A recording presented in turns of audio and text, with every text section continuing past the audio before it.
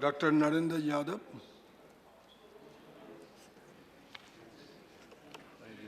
Thank you, sir. Sir, several honorable members have made emotionally charged interventions, and I completely and wholeheartedly agree with the spirit in which honorable member, especially Shri Ravi Prakash Verma, spoke here today. बाल मजदूरी यह हमारे देश पर कलंक है, इसमें कोई संदेह नहीं है. Sir, I would like to make 5 observations on Child Labor Prohibition and Regulation Bill.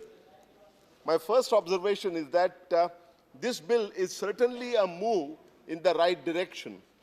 If you look at the incidence of child labor, the Planning Commission 12th five-year plan document gives a time series of a broad picture of what has happened to the child labor, the incidence of child labor in our country, and it shows that there is a welcome decline in the incidence of child labor from 1993-94 to 2004-2005 to 2009-2010.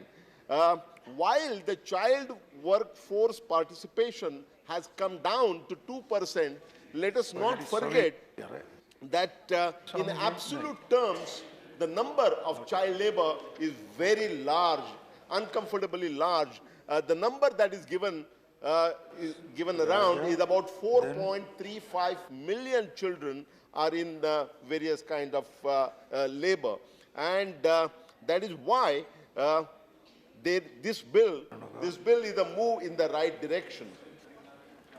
Well, sir, rehabilitation of children and adolescents require coordination between various ministries such as labor, human resource development, women and child development, home and rural development.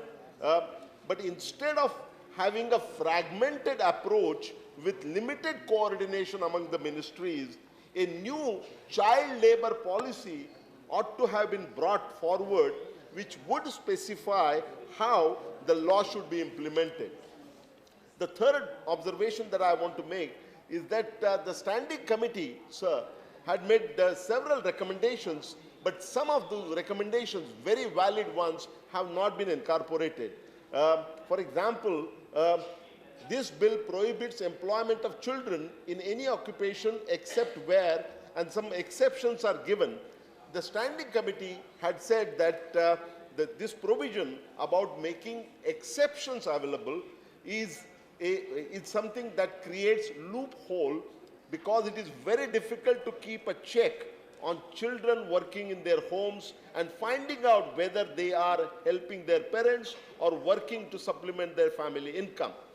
So my suggestion here is that all these exceptions should be removed, and the employment should be prohibited in all occupations wherever there is a subordinate relationship of work and labor.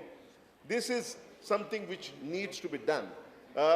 Next point that I have is that this bill very rightly prohibits employment of adolescents, that is between the age group of 15 to 18, and there the meaning of hazardous occupations and processes has not been addressed.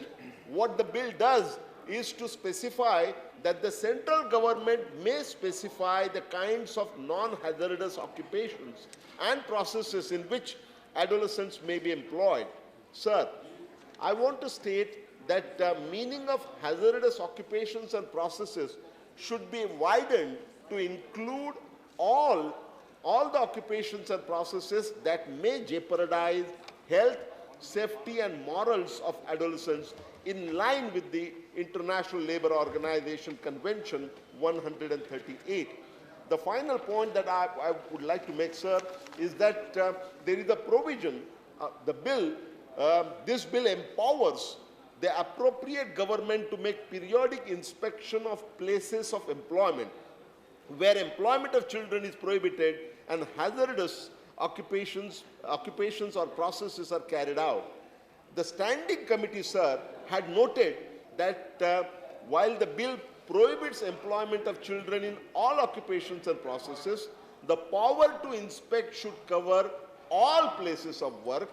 In case of adolescent, this power may be limited to those places where hazardous occupations or processes are carried out.